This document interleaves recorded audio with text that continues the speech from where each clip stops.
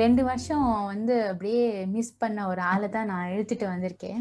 Because உங்களோட கதை வந்து it's very wonderful. My personal recommendation list. So எழுதுனது வந்து இட்ஸ் ரத்த ரேகை அந்த ஒரு புக்கு. அப்புறம் இன்னொன்று வந்து ஒரு ஒரு இரவு பயணம்.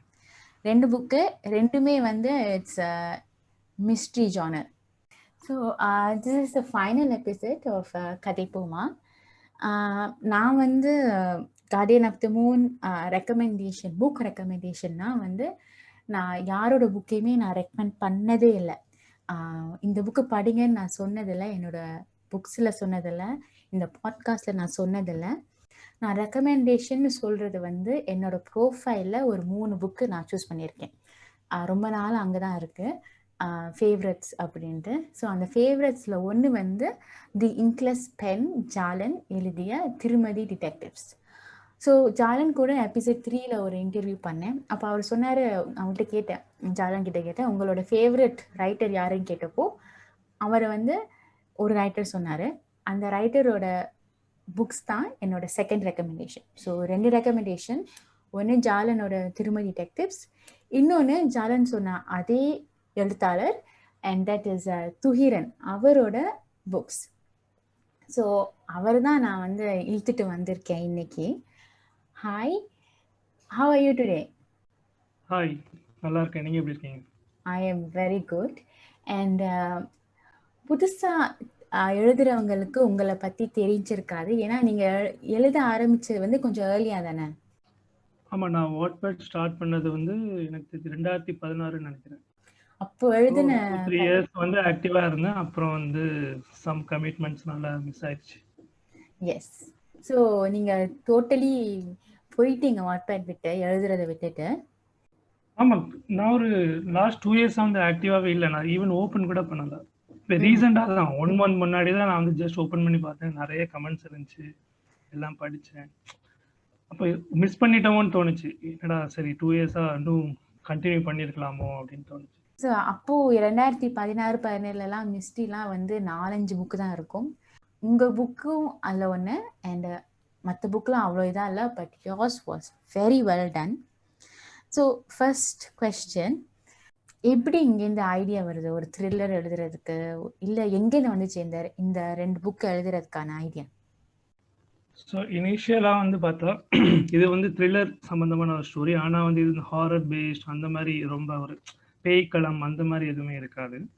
ஜஸ்ட் நம்ம அன்றாட லைஃப்ல நடக்கக்கூடிய ஒரு இன்சிடென்ட்ஸ், அதை பேஸ் பண்ண ஒரு த்ரில்லர், ஒரு சஸ்பென்ஸ், அந்த மாதிரி ஒரு ஸ்டோரியாக தான் இருக்கும்.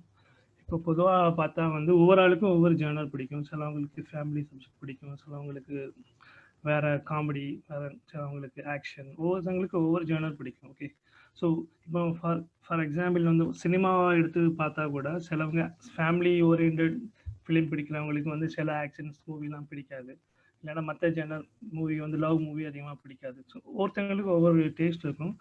ஆனால் வந்து இந்த த்ரில்லர், சஸ்பென்ஸ் இந்த மாதிரி தீம் பேஸ்ட் பார்த்தீங்கன்னா எல்லாமே வந்து கனெக்ட் ஆகும், எல்லாருக்குமே கனெக்ட் ஆகும். எல்லாருமே பொதுவாக வந்து விரும்புகிறவங்க தாங்க. ஸோ அதனால பேசிக்காகவே அந்த மாதிரி எதனாலும் ஒரு சஸ்பென்ஸ் கலந்து ஒரு த்ரில்லிங்கோட ஒரு ஸ்டோரி கொடுத்தா மக்கள் வந்து ஈஸியாக வந்து அது வந்து அட்ராக்ட் ஆவாங்க. அதனால தான் இனிஷியலாகவே அந்த மாதிரி ஸ்கிரிப்டை நான் சூஸ் பண்ணுறது. இந்த கதையான ஐடியா எங்கேருந்து வருது? எஸ்பெஷலி வந்து ஒரு இரவு பயணம் ஐடியா எங்கேருந்து வருதுன்னு கரெக்டாக சொல்ல தெரியல. ஜஸ்ட் திடீர்னு மைண்டில் தோன்றது தான் இந்த மாதிரி. இப்போ நம்ம ஊரில் எடுத்துக்கிட்டா பார்த்தீங்கன்னா, இப்போ நம்ம வெளிநாடுகள் மாதிரி வந்து ரொம்ப இதாக இருக்காது. இப்போ நைட்டு 9 மணி 10 மணிக்கு அப்புறம்னாலே ரொம்ப ரொம்ப மயான அமைதி மாதிரி ஆயிடும்ல, வெளியே போகிறதுக்கே நம்ம பயப்படுவோம். ஸோ அந்த மாதிரி இப்போ நம்ம நைட்டு வெளியே போயிட்டு வரும்போது நம்ம மனசுக்குள்ள 1008 சிந்தனைகள் இருக்கும், ஒரு பயம் இருக்கும். ஸோ அந்த மாதிரி ஒரு இதில் ஸோ இந்த சுச்சுவேஷனில் இந்த மாதிரி ஒரு இது இருந்தால் என்ன ஆகும், என்ன நடக்கும் அப்படின்னு ஜஸ்ட் ஒரு தோன்றது தான். இப்போ அந்த ஓர் இரவு பயணம் அந்த ஸ்டோரி வந்து அது ஸ்டார்ட் ஆகும்போதே அதுதான். ஒரு நைட் ஒரு 10-11 மணி இருக்கும். ஒரு பொண்ணு வந்து நடந்து வரா, பஸ் ஸ்டாண்டுக்கு வரா, இது பண்றா. ஸோ அந்த மாதிரி தான் ஸ்டார்ட் ஆகும். ஸோ ஒரு நார்மலான ஒரு சிச்சுவேஷன், ஆனாலும் அதுலேருந்து ஒரு ஒரு ஒரு த்ரில்ல ஒரு இது வருது. ஸோ நீங்க சொன்ன மாதிரி தான், அந்த பேய் இல்லை, பெரிய விஷயம் இல்லை, திடீர்னு யாரும் செத்து கிடக்குறாங்க, அதெல்லாம் இல்லை. ஜஸ்ட் ஒரு நார்மலா வர்றா, ஆனா நைட்டு ரொம்ப லேட்டா வர்றா. லேட்டா வரா, பஸ் ஸ்டாண்டுக்கு ஏறதுக்கு நிக்கிறா, திடீர்னு சுத்தி முட்டும் யாருமே இல்ல. அந்த மாதிரி ஒரு சிச்சுவேஷன்ல தானே அந்த ஸ்டோரி ஆரம்பிக்கும். அண்ட் அப்படிதான் அந்த ஸ்டாரியும் போகும். இந்த வர்ற நடுவுல வர ஆமா. ட்விஸ்ட் எல்லாமே வந்து ரொம்ப நேச்சுரலான அந்த ட்விஸ்டா இருக்கும். Yes, yes. அந்த ஸ்டோரியோட கான்செப்ட் என்னன்னா, எல்லாமே வந்து ஒன் நைட்ல நடக்குது. அதான் ஓர் இரவு பயணம். ஒரு ஒன் நைட். அந்த அன்னைக்கு நைட்டு 10 மணிலேருந்து அடுத்த நாள் காலையில விடிய காலை வரைக்கும் நடக்கிறது தான் அந்த ஸ்டோரி. அதை பேஸ் பண்ணி தான். ஒரு நாள் இந்த ஒரு நைட்ல என்னென்னலாம் நடந்திருக்கும், ஒரு பொண்ணு தனியா வெளிய வந்து இந்த மாதிரி ஒரு பிரச்சனையில மாட்டும்போது என்னென்னலாம் நடந்திருக்கும், என்னென்னலாம் நடக்க வாய்ப்பு இருக்கு. ஸோ அதுதான் ஒரு ஒன் லைன் அதோட இது. It was very interesting concept. பெண்ணை மையப்படுத்தி எழுதுனது நல்லா இருந்துச்சு. இன்னொரு கதை வந்து அந்த போலீஸ் டிடெக்டிவ், எஸ், ரத்தரேகை. அது எப்படி எழுதுனீங்க? எனக்கு பொதுவாகவே என்னோட பர்சனல் ஜேர்னர், உங்களுக்கு பர்சனலாக என்ன ஜேர்னர் எனக்கு பிடிக்கும்னு கேட்டால், நான் வந்து த்ரில்லிங், இந்த மாதிரி சஸ்பென்ஸ், டிடெக்டிவ், இந்த மாதிரி ஸ்டோரிஸ் சொல்லுவேன். இது என்னோட பர்சனல் வியூ. ஸோ அதை பேஸ் பண்ணி அந்த ஒரு பர்சனல் லைக் வச்சு நான் எழுதுனது தான் வந்து ரத்தரேகை. நிறைய நிறைய டிடெக்டிவ் ஸ்டோரிஸ்லாம் பார்த்துருப்போம். இப்போ ஸோ ஒரு ஆக்டர்ஸ் லைஃப்ல என்னென்ன இதெல்லாம் நடக்கும் அப்படின்னு ஒரு மைண்ட் செட்ல உருவான ஒரு ஸ்டோரி தான். இதுக்குன்னு ஸ்பெசிஃபிக்கா இன்ஸ்பிரேஷன் எதுவும் சொல்ல தெரியல, ஆனா ஜஸ்ட் தோணுன ஒரு ஸ்டோரி அது. ஓகே. அண்ட் என்னன்னா இந்த மிஸ்ட்ரி த்ரில்லர் எழுதுறதா கொஞ்சம் கஷ்டமா இருக்கு எனக்கு. எனக்கே வந்து இதெல்லாம் எப்படி யோசிக்கிறது, இந்த ட்விஸ்ட் டர்ன். பொதுவா வந்து மிஸ்ட்ரி த்ரில்லர் இதெல்லாம் எழுதும்போது கொஞ்சம் லாஜிக் கொஞ்சம் கேர்ஃபுல்லா நோட் பண்ணணும். அப்புறம் அந்த டீடைலிங் ரொம்ப கவனமா இருக்கணும். ஸோ அந்த மாதிரி விஷயங்கள்லாம் கொஞ்சம் கேர்ஃபுல்லா பார்த்து எழுதுனா ஈஸியா கனெக்ட் ஆகும். நம்ம ஏதாவது ஃபர்ஸ்ட்ல ஒரு இன்சிடென்ட் சொல்லிட்டு திடீர்னு லாஸ்ட்ல இல்லாஜிக்கலா இருந்துச்சுன்னா அது மிஸ் ஆயிரும். ஆடியன்ஸ் கிட்ட, வியூவர்ஸ் கிட்ட வந்து ஈஸியா கனெக்ட் ஆகாது. ஏதான் பொதுவா எல்லா த்ரில்லர் ஸ்டோரியும் பார்த்தா ஏதாவது ஒரு இன்சிடென்ட் நடக்கும், ஒரு கொலை நடக்கும். அதுக்கப்புறம் அதை எப்படி கண்டுபிடிக்கிறாங்கிறது தான் கதை. எல்லா த்ரில்லர் ஸ்டோரிஸும் பேசிக்கா தான் நடக்கும். அதை நம்ம எப்படி ப்ரெசென்ட் பண்றோம், எப்படி நம்ம சொல்றோம், எந்த தீமை மையமா வச்சு சொல்றோம், அந்த மாதிரி இதுதான் அதுல மெயின். ஸோ மற்ற மாதிரி வந்து த்ரில்லர் எல்லாமே இதுதான் சேம் பிளாட்டா தான் இருக்கும் மோஸ்ட்லி. அதை ப்ரெசென்ட் பண்ற விதம் அது கொஞ்சம் டிஃப்ரெண்டா சொன்னா ஈஸியா வியூவர்ஸ் கிட்ட கனெக்ட் ஆகும். அதுவும் இல்லாம எப்படி நம்ம சஸ்பென்ஸ் மெயின்டைன் பண்றோம்ட்டு ஈஸியா வந்து அவங்க கெஸ் பண்ண விடக்கூடாது. இப்ப நம்ம ஒரு ஸ்டோரி ஆரம்பத்துல சொல்லிட்டு இருக்கோம், ஒரு ஸ்டோரி திடீர்னு ஸோ இவன் தான் அந்த கொலையை பண்ணியிருப்பான், இல்லைன்னா இவன் தான் அந்த இதை பண்ணியிருப்பான்ட்டு வியூவர்ஸ் வந்து ஃபர்ஸ்டே வந்து கெஸ் பண்ணிட்டாங்கன்னா அப்புறம் அதுல சுவாரஸ்யம் இருக்காது, அதோட இதுவும் போயிடும், அது கனெக்ட் ஆகாது. ஸோ ஒவ்வொரு இதுலயும் வந்து வேற ஒவ்வொரு கதை அப்படி மூவ் ஆயிட்டு வரும்போது ஒவ்வொரு இன்ஸ்டன்ட் டைமும் அவங்களோட திங்கிங் வந்து இவனா இருப்பானோ அப்படி மாறிக்கிட்டே இருந்தாதான் ஒரு சுவாரஸ்யம் இருக்கும். ஸோ இதுதான் வந்து பொதுவாகவே எல்லா த்ரில்லர் ஸ்டோரிஸ்லையும் எல்லாரும் மெயின்டைன் பண்றதை நான் நினைக்கிறேன். ஓகே. அண்ட் இதெல்லாம் like do you have some sort of இந்த விஷயங்கள்லாம் நிறைய படிச்சோ பார்த்தோ அங்கேருந்து வந்து இந்த ஒரு ஐடியாஸ், ஒரு ட்விஸ்ட் டர்ன்ஸ்? கண்டிப்பா நம்ம நிறைய மூவிஸ்லாம் பார்க்குறோம், நிறைய ஸ்டோரிஸ்லாம் படிக்கிறோம். ஸோ அதோட இன்ஸ்பிரேஷனா கண்டிப்பா இருக்கலாம். நம்ம வந்து இப்போ ஒரு ஸ்டோரி எழுதும்போது அந்த பர்டிகுலர் டைம்ல போய் பார்த்து இதை ஆட் பண்ணலாம் அந்த மாதிரி நான் எதுவும் பண்ணது கிடையாது. ஆனா இதுக்கு முன்னாடி நம்ம நிறைய த்ரில்லர்ஸ் மூவி பார்த்துருப்போம், ரியல் டைம் இன்சிடென்ட்ஸ் நியூஸ்ல படிக்கிறது, அந்த மாதிரி நிறைய விஷயங்கள்லாம் பார்த்துருப்போம். அதெல்லாம் நம்ம மைண்ட்ல சப்கான்சியஸ்ல இருக்கும்போது நம்ம எழுதும்போது நம்மள அறியாமலே அது வந்து வரும்னு நினைக்கிறேன். ஓகே. ஸோ இந்த கதை எழுதும்போது to you have like starting இது, எண்டிங் இதுதான், இவர் தான் இந்த விஷயத்த பண்ணது, இதெல்லாம் பிளான் பண்ணிட்டு you have to right?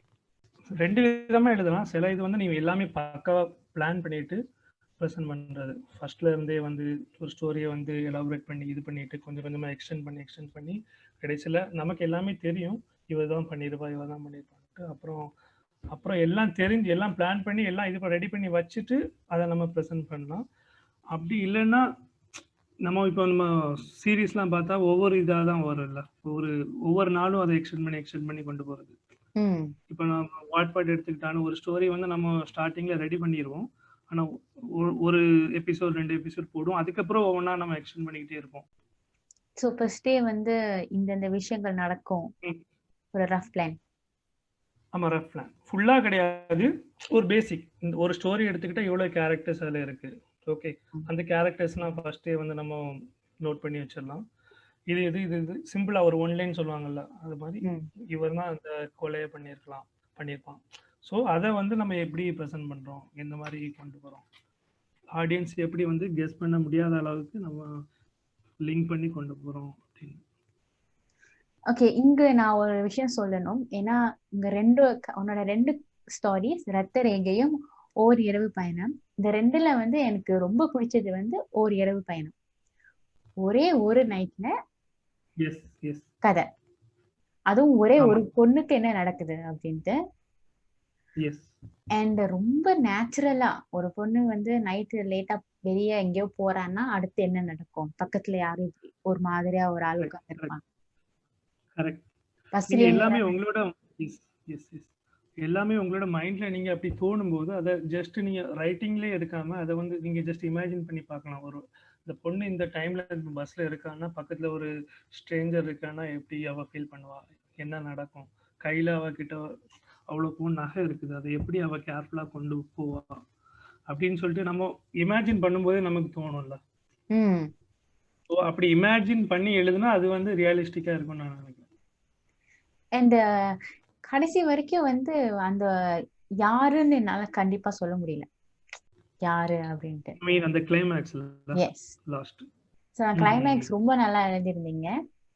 And ஆமா, அதுல சில பேரு வந்து அது ஹாப்பி எண்டிங் மாதிரி இருக்காது. ஒரு இரவு பயணம் ஓகே. அதோட எண்டிங் வந்து ஹாப்பி எண்டிங் மாதிரி இருக்காது. ஸோ சில பேருக்கு வந்து அது கொஞ்சம் ஹாப்பி எண்டிங் வச்சிருக்கலாம். என்னோட வாட்பாட்ல கமெண்ட்ஸ் கூட நிறைய வந்துச்சு. எல்லாம் ஸ்டோரி சூப்பரா இருக்கு. ஆனா அந்த எண்டிங் தான் எங்களுக்கு அந்த அளவுக்கு இதாகல. இது வந்து என்னன்னா, அது வந்து பொண்ணுக்கு கடைசி வரைக்கும் அந்த நகை கிடைக்காது. ம். பொதுவா பார்த்தா அது ஹாப்பி எண்டிங் மாதிரி இருக்காது. ஆனா அதுவும் ஒரு சஸ்பென்ஸ் மாதிரியே முடிஞ்சிடும். அத 2 விதமா எடுத்துக்கலாம். சரி, கிடைச்சிருச்சுன்னா ஓகே எல்லாமே. ஒருவேளை கிடைக்காம இருக்கும்போது என்ன பொதுவா நம்ம என்ன ஃபீல் பண்ணுவோம், இந்த மாதிரி ஒரு இன்சிடென்ட் நம்ம ரியல் லைஃப்ல எதுவுமே அவாய்ட் பண்ணிக்கணும். அந்த மாதிரி கூட ஒரு லெசன் மாதிரி கூட எடுத்துக்கலாம்ல. இன்னும் ஒரு விஷயம் ஆட் பண்ணது வந்து எனக்கு ரொம்ப பிடிச்சிருந்தது. அது வந்து அந்த பொண்ணு வந்து திரும்ப வீட்டுக்கு வந்து நான் கல்யாணத்துக்கு ஓகே சொன்னா. நம்ம பொதுவாவே லைஃப்ல வந்து நம்ம சில டைம்ல வந்து என்ன டிசிஷன் எடுக்கணும்னு நமக்கே தெரியாது. குழம்பி இருக்கும். ஏதாவது ஒரு இன்சிடென்ட் ஏதாவது ஒரு இதுல. ஸோ அந்த மாதிரி சிச்சுவேஷன்ல நம்மள சுத்தி இருக்கவங்க நமக்கு என்ன சொல்றாங்க? அப்படின்னு ஒவ்வொருத்தங்க ஒவ்வொரு டைம் சொல்லும்போது நம்ம மைண்ட் நம்மள அறியாமையே வந்து மாறும். நம்மளோட ஒரிஜினல் டிசிஷனா அது இருக்காது. ஆனா வந்து நம்மள சுத்தி இருக்கவங்க ஓன்னு சொல்லும்போது, ஒருவேளை இத சூஸ் பண்ணலாமா? அத சூஸ் பண்ணலாமா? அப்படின்னு இருக்கும். ஸோ அந்த மாரி அந்த பொண்ணோட மெயின் எய்ம் என்னன்னா, இப்போ அவளுக்கு கல்யாணம் பண்ணணும். ஆனா இப்ப பண்ண வேண்டாம். அதுக்கு முன்னாடி லைஃப்ல கொஞ்சம் என்ஜாய் பண்ணலாம். கொஞ்சம் வேலை பார்க்கணும். அந்த பொண்ணுக்கு வேலை பார்க்கணும்னு ஆசை. ஸோ அப்படி இருக்கும்போது இம்மீடியட்டா ஒரு கல்யாணம் அரேஞ்ச் பண்ணும்போது அந்த பொண்ணுக்கு பிடிக்கல. ஸோ பேரண்ட்ஸ்ட்ட சொல்லி பார்க்குறான். அவங்களும் ஒத்துக்கல. ஸோ அந்த மாதிரி ஒரு சிச்சுவேஷன்ல அவ ஃப்ரெண்டு கிட்ட பேசும்போது அவ வந்து நீ இங்க வந்துரு. நான் உனக்கு ஒரு வேலை எடுத்து தரேன். அந்த மாதிரி இருக்கும்போது அந்த பொண்ணோட மைண்ட் மாறிடுது. ஓகே. ஸோ அதனால அவ டக்குன்னு வந்து யோசிக்காம வைக்காம ஒரு ஒரு இமீடியட் டிசிஷன் மாதிரி எடுத்து அங்கிருந்து கிளம்பி போறா. ஸோ அது தப்புன்னு கடைசியில அவ ஃபீல் பண்றா. என் மேரேஜ் பண்ணா கூட ஒர்க் பண்ணலாம் தானே. நிறைய இதெல்லாம் இருக்குது. யா. அண்ட் இவ்ளோ சொல்லிட்டாரு. அதனால கதை தெரிஞ்சிரும்னு யாரும் நினைச்சிடாதீங்க. இவ்ளோ சொல்லியும் வந்து உங்க கதை உங்களால கெஸ் பண்ண முடியாது. அந்த ஒரு நாள் ஆமா, என்ன நடக்கும். அதோட இது ஜஸ்ட் ஒன் லைன். அதோட பேக் இதுல நிறைய இருக்கு. அந்த Yes. கேரக்டர்ஸ்லாம் வேற கேரக்டர்ஸ் வரும்போது அப்பதான் நம்ம ரியலிஸ்டிக்கா தெரியும் என்ன நடந்துச்சு. I wanted her, no, like, okay, அவ எப்படியோ பஸ் ஏறி எப்படியோ போயிடுவா. எப்படியோ அவ வந்து அந்த கல்யாணத்துல இருந்து எஸ்கேப் ஆயிடுவான்னு நான் வெயிட் பண்ணேன். ஆனா இதான் நிஜம், இதான் வாழ்க்கை. திரும்ப வீட்டுக்கு வந்துடுவா. இந்த ஸ்டோரி வந்து ஸ்டார்ட் பண்ணும்போது பொதுவா ஜஸ்ட் டைட்டில்ல இருக்கு ஒரு இரவு பயணம்னு. ஆனா வந்து ஜஸ்ட் எதுவுமே வந்து ரீட் பண்ணாம ஸ்டார்டிங் ஃப்ரம் அந்த இதை வந்து படிக்கும்போது நம்மளுக்கு தெரியாது இந்த ஸ்டோரி ஃபுல்லாவே வந்து ஒன் நைட்லயே முடிஞ்சிரும் அப்படின்னு தெரியாது. ஸோ ஃபுல்லா முடிஞ்சு வரும்போது தான் அது ஃபீல் ஆகும். ஸோ இந்த கதையாக்கு வந்து நல்ல ஒரு வரவேற்பு வந்துச்சு. ஸோ அதை பத்தி எங்ககிட்ட ஷேர் பண்ணுங்க. ஸ்டார்டிங்ல இருந்து நான் வந்து இது வந்து ஒவ்வொரு எபிசோடா தான் வாட்பேட்ல நான் போட்டேன். நான் வந்து எழுதுனதும் அந்த மாதிரி தான். முதல்ல எல்லாம் பிளான் பண்ணி ஓரளவு மைண்ட்ல எல்லாம் ப்ரிப்பேர் பண்ணி வச்சிருந்தாலும் அப்பப்போ டைம் கிடைக்கும்போது தான் கொஞ்சம் கொஞ்சம் ஒரு எபிசோடா எழுதுறேன். ஸோ ஒவ்வொரு எபிசோட் நான் அந்த டைம்ல எழுதும்போதும் அதை முடிக்கும்போது ரொம்ப கமெண்ட்ஸ்ல நான் நல்ல ரெஸ்பான்ஸ் இருந்துச்சு. நிறைய டிஎம் மெசேஜஸ்லாம் இருந்துச்சு. ஸோ நல்லா இருக்கு. எப்போ அடுத்து இதை போஸ்ட் பண்ணுவீங்க, எப்போ அடுத்து இதை போஸ்ட் பண்ணுவீங்க. நான் இப்போ ஓட்பேட் அந்த ஸ்டோரி எடுத்து பார்த்தாலே தெரியும், ஆரம்பத்தில் கமெண்ட்ஸ்ல வந்து படிச்சு பார்த்தாலே தெரியும், ஒவ்வொரு ஸ்டோரிக்கும் வந்து அடுத்தது எப்போ போஸ்ட் பண்ணுவீங்க அப்படிங்கிற ஒரு இதாகும்போது இங்க யாருக்குமே மோட்டிவேஷன் காட்டல யாருதான் பண்ணிருப்பான் அப்படின்ட்டு சஸ்பென்ஸ்லயே காட்டல. வச்சிருக்கீங்க. ஆமா ஆமா, நான் என்ன பண்ணேன்னா 2 வீக்ஸ்க்கு ஒருக்க தான் மோஸ்ட்லி ஒரு எபிசோட் வந்து நான் போஸ்ட் பண்ணுவேன். அதுக்கு முன்னாடி வரைக்கும் அவங்க இது வந்து கண்டினியூஸ். இப்போ ஒரு ஸ்டோரி ஃபுல்லாவே ரெடி பண்ணி சீரிஸ் ஃபுல்லாவே ரெடி பண்ணி வச்சுட்டு எல்லாமே அட் அ டைம் வந்து அப்லோட் பண்ணா மேபி 1 or 2 டேஸ்ல எல்லாமே வரிசையா அவங்க ரீட் பண்ணி முடிச்சிடலாம். இது வந்து ஒரு சீரிஸ் மாதிரி தானே, ஒரு எபிசோடா அப்பப்போ போஸ்ட் பண்ணும்போது அவங்களுக்கு அதோட இன்ட்ரெஸ்ட் இன்னும் ஜாஸ்தியா இருக்கும். ஸோ நார்மல் ஸ்டோரிக்குலாம் இது எப்படி செட் ஆகும்னு தெரியல. ஆனால் சஸ்பென்ஸ் இந்த மாதிரி த்ரில்லர் ரிலேட்டட் ஸ்டோரிக்கு வந்து அந்த எல்லாமே முதல்ல ரெடி பண்ணி வச்சிருந்தாலும் 1 வீக் கேப் விட்டு 2 வீக் கேப் விட்டு அது போஸ்ட் பண்ணும்போது நல்லா இருக்கும். இந்த ஒரு மொமெண்டம் அப்படியே பில்ட் பண்ணிட்டீங்க. ஆமா. இந்த முகத்தை யாரோ இத படமா எடுக்கலாமா அப்படின்லாம் கேட்டாங்களாமே? ஆமா, இது வேர்ட்பேட்ல வந்து ஒரு மெசேஜ் வந்துருச்சு. யாரோ ஒருத்தங்க கிறிஸ்ன்னு சொல்லிட்டு ஒருத்தங்க வந்து என்கிட்ட பேசணும்னு சொல்லிட்டு ஒரு வியூவர் வந்து எனக்கு கமெண்ட் பண்ணியிருந்தாங்க. சரி, அப்புறம் நான் அந்த வியூவர் கிட்ட என்னோட ஜிமெயில், ஃபேஸ்புக் இது கேட்டிருந்தாங்க. அவங்க ஃபேஸ்புக் ஐடி ஏதாவது இருக்கா, அவுட் சைட் வாட்பேட் வந்து காண்டாக்ட் பண்ணணும் அப்படின்ட்டு. ஸோ நான் வந்து என்னோட ஜிமெயிலும் இதுவும் கொடுத்துருந்தேன். அப்போ வந்து கிறிஸ்ன்னு சொல்லிட்டு ஒரு நண்பர் வந்து அறிமுகம் ஆனார். அவர் சொன்னார், அவர் ஏற்கனவே அந்த டைமில் வந்து ஒரு மூவி வந்து டைரக்ட் பண்ணிட்டு இருந்தார். அந்த மூவியோட பேர் வந்து லகரம் அப்படின்ட்டு. அது வந்து லேட்டர் அந்த மூவி ரிலீஸ் ஆச்சு. ஸோ அந்த டைம் வந்து அப்போ தான் அது ஷூட்டிங்லாம் போயிட்டு இருந்துச்சுன்னு நினைக்கிறேன். ஸோ அந்த டைமில் அவர் வந்து அந்த ஸ்டோரி பார்த்துட்டு சொன்னார், இந்த ஸ்டோரி எனக்கு ரொம்ப பிடிச்சிருக்கு. இது வந்து ஒரு மூவி, இது வந்து ஜஸ்ட் ஒரு சின்ன ஒரு கதை மாதிரி தானே இருக்கு. இது வந்து மூவி எடுக்கிற அளவுக்கு வந்து இது கொஞ்சம் எக்ஸ்டெண்ட் பண்ணி தர முடியுமா அப்படின்னு கேட்டாரு.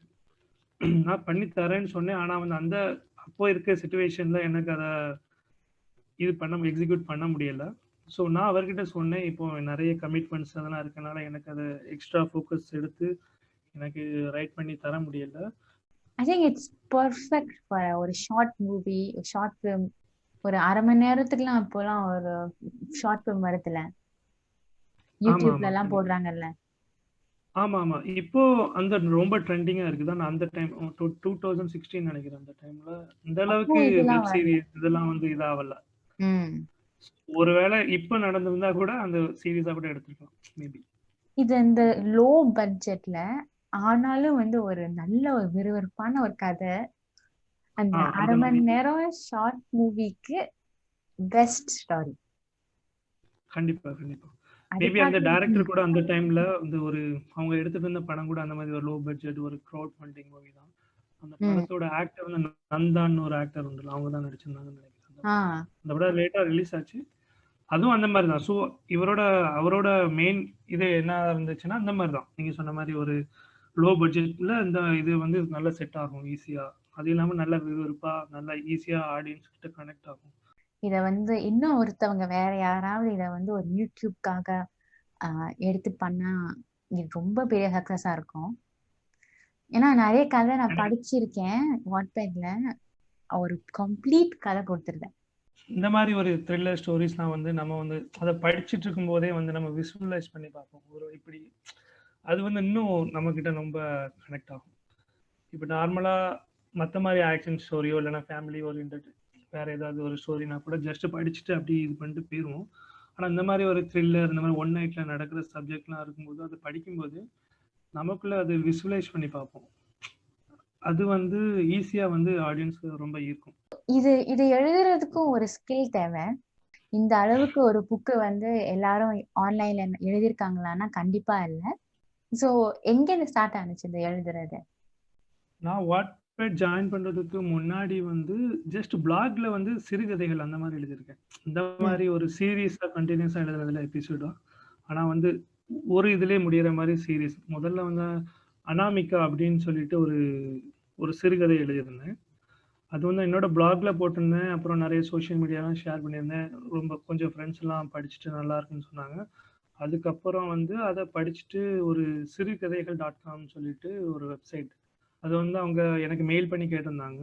இந்த ஸ்டோரி வந்து எங்களோட வெப்சைட்ல நான் வந்து போட்டுக்கலாமா அப்படின்ட்டு. நான் உடனே வந்து நான் வந்து அந்த ஃபார்மேட்டை எடுத்து நான் அனுப்பிவிட்டேன். அவங்க இதில் பப்ளிஷ் பண்ணியிருந்தாங்க. அது நல்ல வியூவர்ஸ்லாம் அதிகமாக இருந்துச்சு. அந்த டைம்லேயே 20,000 ப்ளஸ் இருந்துச்சு. வாட்பேட்னா கூட அது வந்து ஒரு சோசியல் பிளாட்ஃபார்ம். அந்த வெப்சைட்னா அப்படி இல்லை. அது வந்து நம்மளா விரும்பி போய் தனித்தனியாக தான் போய் படிக்க முடியல. ஒரு ஸோ வெப்சைட்க்கு ஆமா 20,000 ரீச்னா ஆ அதுவும் இது வந்து ஒரு 2012 15 அந்த மாதிரி. கண்டிப்பா கண்டிப்பா. Not easy. ஸோ அதெல்லாம் பார்க்கும்போது நல்ல ஆர்வமா இருந்தது. அப்புறம் தான் சரி வாட்பேட்ல நான் அறிமுகம் ஆகும்போது சரி இதை இந்த மாதிரி சீரியஸா எழுதலாம், ட்ரை பண்ணலாம் அப்படின்ட்டு.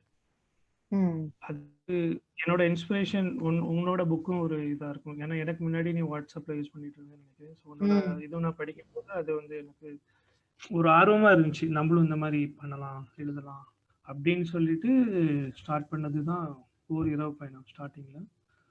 ஸோ அது போக நான் சிறுகதை என்னோட பிளாக்ல நிறைய நான் ஸ்டோரிஸ்லாம் எழுதுனது இல்லை. அனாமிகான்னு சொல்லிட்டு நான் சொன்ன அந்த முதல்ல சிறுகதை, அப்புறம் வந்து இன்னும் 2 சிறுகதைகள் மாதிரி நான் எழுதியிருக்கேன்.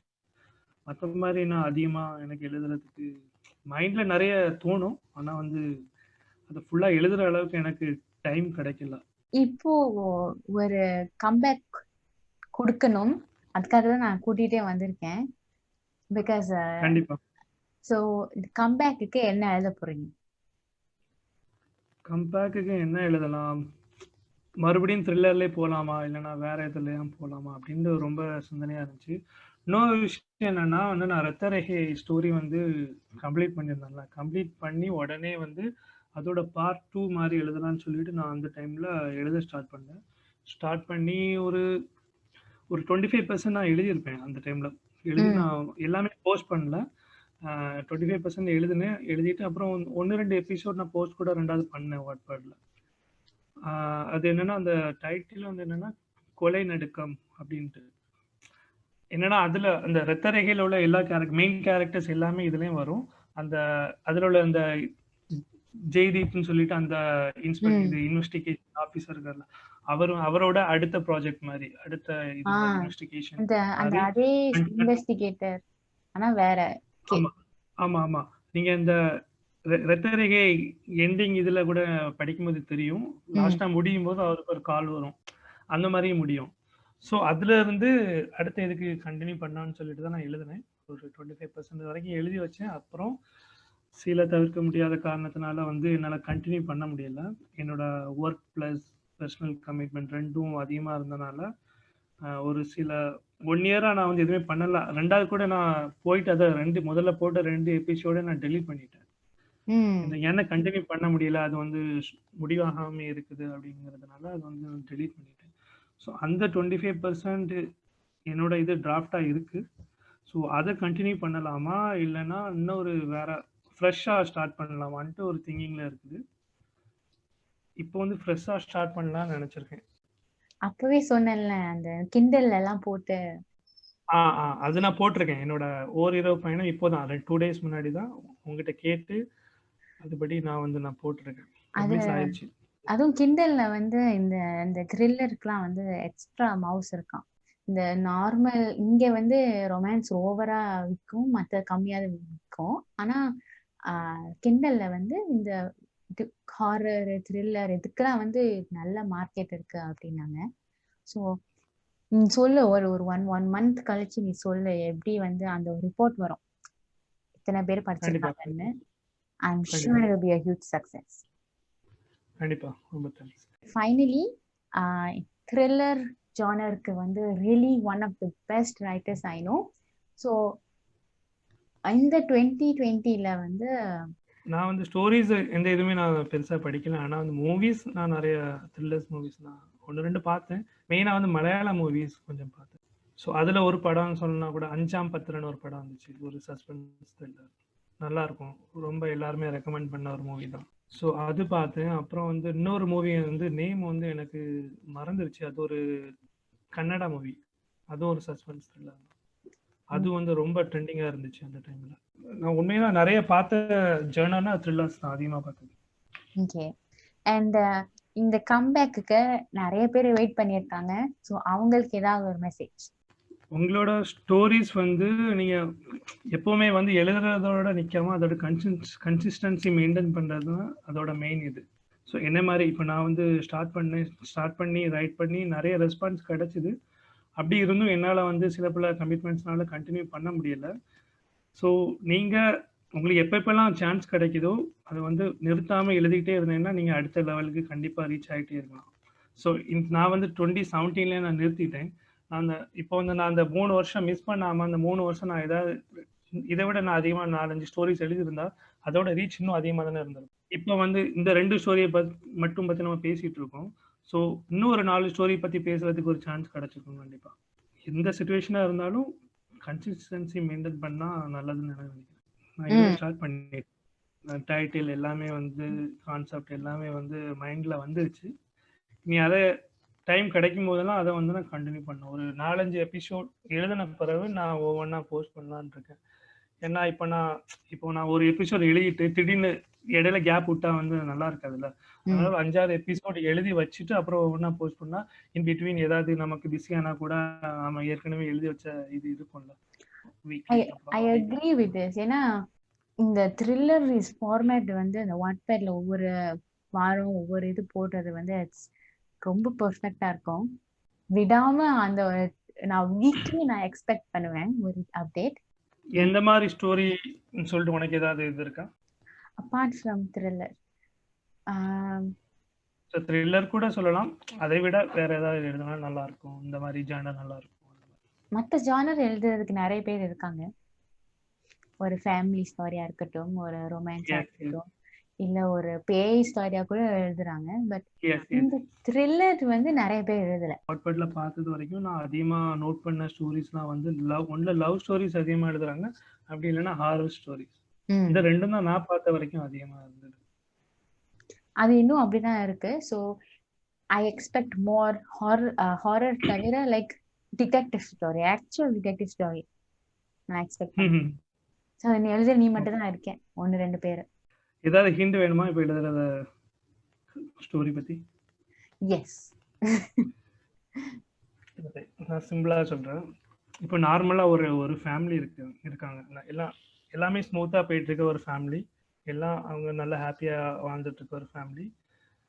என்னன்னா திடீர்னு ஒரு இன்சிடென்ட் நடக்குது. எப்படின்னா அந்த வீட்டில் ஒரு பையன் வந்து மிஸ் ஆகிடுறான். ஓகே, ஸோ அதுல இருந்து அந்த ஃபேமிலியோட கண்டிஷன் எப்படி மாறுது, அப்புறம் எப்படி இன்வெஸ்டிகேஷன் பண்ணி அந்த பையன் கிடைக்கிறானா இல்லையா, எதனால மிஸ் ஆனா, அதை சுற்றி நடக்கக்கூடிய விஷயங்கள் என்னென்னா அதை பேஸ் பண்ணி அப்படி ஒரு தாட் வந்துச்சு. ஸோ அதை எக்ஸ்டெண்ட் பண்ணி எழுதலான்னு இருக்கு. அதுக்கு டைட்டில் என்ன வச்சிருக்கேன்னா மையம் கொண்ட புயல். Okay, and we look forward to your return. இது வரைக்கும் நான் எழுதின 2 ஸ்டோரிக்கே வந்து நான் எதிர்பார்த்ததை விடைக்கும் ரொம்ப ரொம்ப ரொம்ப அதிகமான கமெண்ட்ஸும் சரி, ரெஸ்பான்ஸும் சரி, எல்லாமே அதிகமாகவே இருந்துச்சு. ஸோ இனியும் நான் அதை கண்டினியூ பண்ணலான்னு இருக்கேன். கண்டினியூ பண்ணுவேன். நிறைய இதை விட அதிகமாக எதிர்பார்க்குறேன். உங்களோட சப்போர்ட் எல்லாமே கொடுங்க. Thank you so much. Thank you, Guardian of the Moon.